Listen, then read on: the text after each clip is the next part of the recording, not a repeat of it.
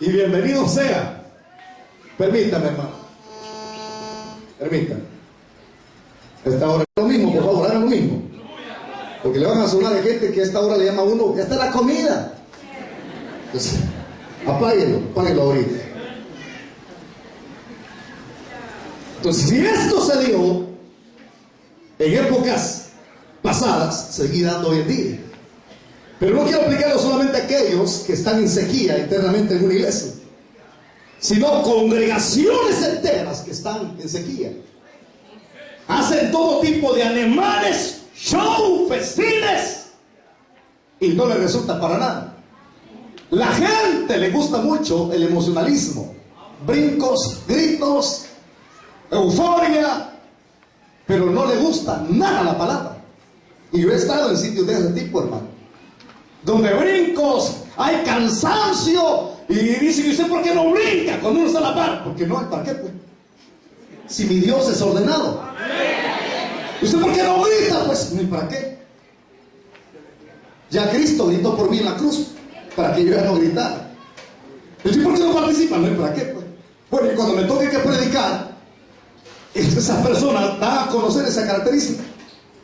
O sea, no quieren nada con la palabra. Triste hubiese sido que usted hubiese estado en alabanza y se hubiese ido para allá arriba y hubiera abandonado la palabra. Eso da a entender sequía espiritual. Porque lo más relevante no es que yo menosprecie la alabanza. La alabanza es un aspecto muy importante, porque la alabanza prepara el corazón. Prepara el corazón, pero no es el todo por el todo. Porque lo que sustenta, lo que llena, lo que limpia, se llama palabra de Dios. Esto. Pues donde hay esterilidad, donde hay sequía, inventan todo tipo de mecanismos, man. Y ese es el tiempo en el que estamos viviendo hoy actualmente. Vea usted, muévase a su alrededor, no aquí, sino que afuera, y se va a encontrar con un sinfín de lugares en donde simplemente emocionalismo, simplemente show. Hombre, hoy más que el show necesitamos que se nos confronte con la realidad. Entonces así fue en esta época. La gente viviendo una situación paupérrima, delicada. En lo secular había sequía, pero en lo espiritual era peor, hermano. Estaban inducidos a la idolatría. ¿Usted sabe qué significa idolatría? Es colocar cosa, objeto o persona en lugar de Dios. Por eso es que hay evangélicos que son idólatras. Terrible hubiera sido que usted hubiese sido invitado a este retiro y de repente anuncia: va a jugar el Real Madrid con el Barcelona, y usted se queda. Usted es un idólatra. Si un idólatra no tiene parte en el reino de los cielos. Pero pastor, pero la nueva ola y la nueva onda del evangelio es el fútbol, que no hay problema. Ya le he dicho, tener un deporte no es pecado, pero el meterse en el deporte y dejar las cosas de Dios es como muchos que yo no les veo en la iglesia, solo trabajando y trabajando y trabajando y trabajando. ¿Por qué no se congregan? Es que solo trabajando vivo, idólatra de su trabajo. Se tiene que congregarse. Pero pastor, pero yo salgo a las 6. A las 6:30 es el culto. Pero tengo negocio. Ciérrelo temprano. Pero vendo $10 más. Idólatra. Aquí nadie se va a escapar. Por eso es que el escritor de los Hebreos dice que usted tiene que congregarse. Hágalo, porque muchos tienen por costumbre no hacerlo, hermano. Entonces hay personas que colocan su trabajo, su marido, su mujer en lugar de Dios. Es que mi viejo tengo que atenderlo, atiéndalo. Déjenle la comida preparada. Denle un testimonio a su marido en la casa. No hable de bravucona. Entonces sírvale calentito, pero ahí le deja el papel en la regidora. Ahí te dejo la comida, chucho. Por eso es que su marido no se convierte a Cristo, porque usted está seca espiritualmente, está vacía. Cuando la Biblia dice que la mujer tiene que ganarse a su marido por su buena conducta, por su buen testimonio. Lea la Biblia, ¿se da cuenta usted? Pero ahora, para los viejos que están gritando, ustedes también Quieren traer a su mujer a la iglesia y no le presentan buen testimonio. Hay sequía espiritual, hay hambre espiritual, no le dan testimonio, no hay buen testimonio. Maltratan a sus mujeres en la casa. Un hombre que le pega a su mujer no es hombre, hermano. Sí, porque hay hombres que aquí son así santitos, pero un hombre que le pone la mano a una mujer no es hombre. Si no, veámonos allá afuera. Pues sí, si no le gusta lo que estoy diciendo yo, no es hombre. Un hombre es el que respeta a su mujer. Un hombre es el que es cabeza. Cabeza no es machismo. Cabeza no es cargo. Explotar, no. Cabeza, lea la Biblia, las características de la cabeza. Una cabeza es proveedor, sustentador, cuida. Esa es una cabeza. Una cosa es ser marido y otra cosa es ser cabeza. Entonces, el que es cabeza guía a su mujer, camine guiando a su mujer sobre los preceptos del evangelio. Entonces, pero hoy se da esa situación. Hay esterilidad, escasez de todo tipo. Y como hay escasez de la palabra, hay escasez de la presencia de Dios, hoy los hombres están inventando como cuando miles de años atrás se inventaron las religiones. Alguien me decía hace poco, pastor, me decía, ¿de dónde se inventaron tantas religiones y sectas? De la misma mente distorsionada del hombre. Así como usted lo oye, hay miles de sectas, miles de religiones. Pues hoy ahorita están inventando miles de formas como adorar al árbol, al cocodrilo, a la rana, al sapo, al buey, al caballo. Le miraba un día de estos una persona adorando, hermano, a un niño que ha nacido en Europa, porque ha nacido con una virtud. Lo que llaman los abuelitos aquí en Salvador, nació con virtud. Pero ¿cuál virtud de ese niño? Que ese niño tiene 7 años y ya puede 10 idiomas. Y lo tremendo es que la gente ha puesto su mirada en ese niño, que porque puede 10 idiomas, la gente va a la casa de él, hasta fila hace para reverenciarlo. Esa es idolatría. O sea, estamos hablando de la escasez, de la precariedad en la cual estamos viviendo. Personas que ya no quieren nada con la palabra, personas que se infunden en sectas, en religiones y abandonan la palabra de Dios. Le doy una señal, así estaba Israel. Abandonaron a Dios. Y cuando hay un abandono de Dios, aplicando el contexto y aplicando el texto, o sea, del presente de hoy, es la misma condición. Pero ¿qué hay que hacer en una situación de este tipo? Bueno, lo primero que hay que hacer es que Dios tiene que proveer un hombre de Dios. Y no solo uno, no estoy hablando en el aspecto exclusivo. Tiene que preparar hombres, así siendo, hablándole en plural, no en singular. Hombres de Dios, pero que sean enviados de Dios con una autoridad verdadera, hermano. No flojos, no, hombres de Dios que confronten. Y lo tremendo es que esos hombres de Dios, en el contexto, la misma bruja Jezabel se los estaba acabando.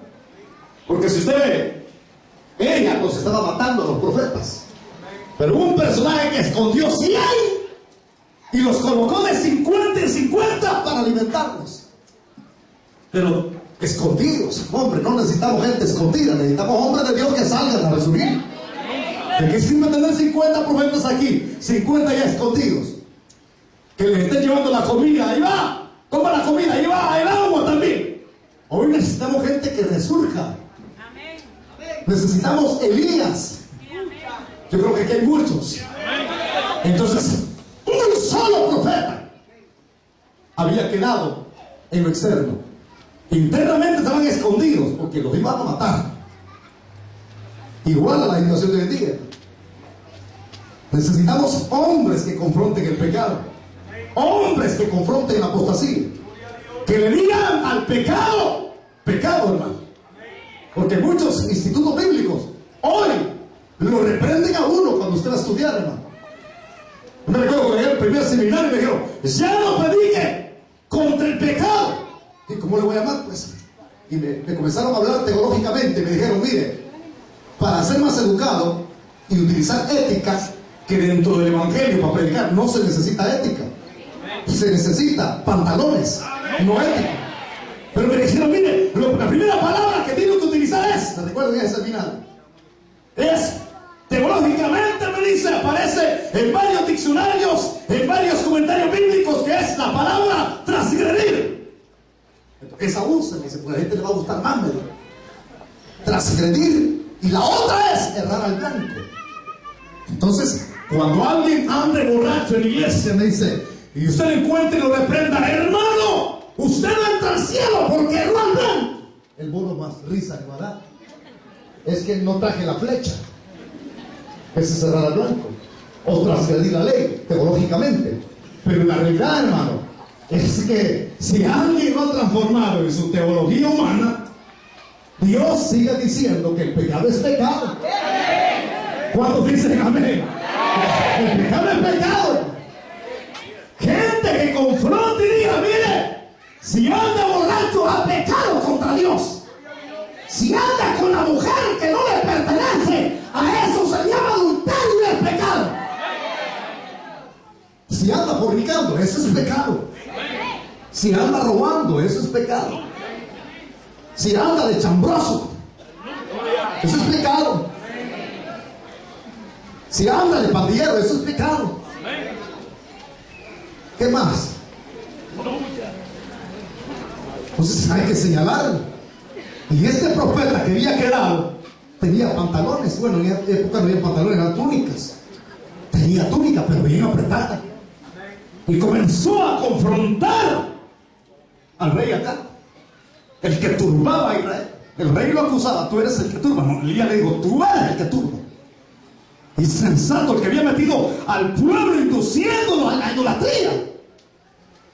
Bueno, cuando confronta el pecado, la raíz de la sequía, hay una cita en un lugar llamado el Monte Carmelo. El profeta Acab había llevado sus 400 y pico de profetas. El hombre malo, igual a la época nuestra. Hombre, cuando uno ve alrededor, hermano, uno se asusta, porque están departiendo con hermanos fieles en la palabra. ¿Me escuchan? Fieles, hombres que fueron pilares aquí en Santana de la palabra. Hombres que, hombre, uno se quita el sombrero. Y cuando uno oía mensajes en el mercado, yo me quedaba parado escuchando y decía, gloria a Dios. Sigo viendo ese mensaje. Pero hombre, arruinados. Yo ya no me quito el sombrero, sino que me lo pongo yo solo. Porque hoy cuando oigo el radio, oigo la radio y oigo un tipo que está predicando contra el adulterio, y digo, ¿no es que tiene 4 mujeres? Tipos descarados, hermano, caraturas. Entonces que la gente les aplaude. Y la gente dice, pero sigue teniendo la unción. ¿Cuál unción? ¿Cuál unción? ¿Acaso no ha leído la Biblia usted? ¿Cuál unción? Pero sigue siendo ungido porque tiene almas convertidas. Él puede ser como un caño del anda, hermano, donde pasa el agua, pero el caño está podrido. Es palabra lo que él habla. Pero así hay muchos arruinados y no se alrededor, hermano. Cayendo por acá con la doctrina del reino, metiendo el genose, metiendo, hermano, pura prostitución espiritual. Y uno dice, pero este estaba a la par mía, pero ya cayó. Y todos los pastores con temores, dicen, ¿quién será el próximo que caiga en la apostasía? ¿Quién va a ser el próximo que caiga en el adulterio? Si eran pilares, eran hombres de Dios, eran ejemplos. Y uno se queda asustado. Pero vea esto, hermano, donde hay este tipo de situación, precariedad espiritual, resurgen los Elías. Yo le pido a Dios, y seré solo pidiendo de rodillas, que mande una persecución a nuestro país. ¿Sabe por qué? O sea, yo no estoy pidiendo avivamiento, porque avivamiento no va a haber antes del rapto de la iglesia. Eso que se le quite de la cabeza. La señal que la Biblia presenta es apostasía. Apartarse de la fe, apartarse de verdad. No avivamiento, eso no va a venir. Avivamiento va a venir, ya se lo estudié yo a Apocalipsis. El cuarto avivamiento que va a haber en la historia es cuando se han enviado los 144,000. Entonces, y este evangelio será predicado en todo el mundo. Pero lo que vendrá es apostasía.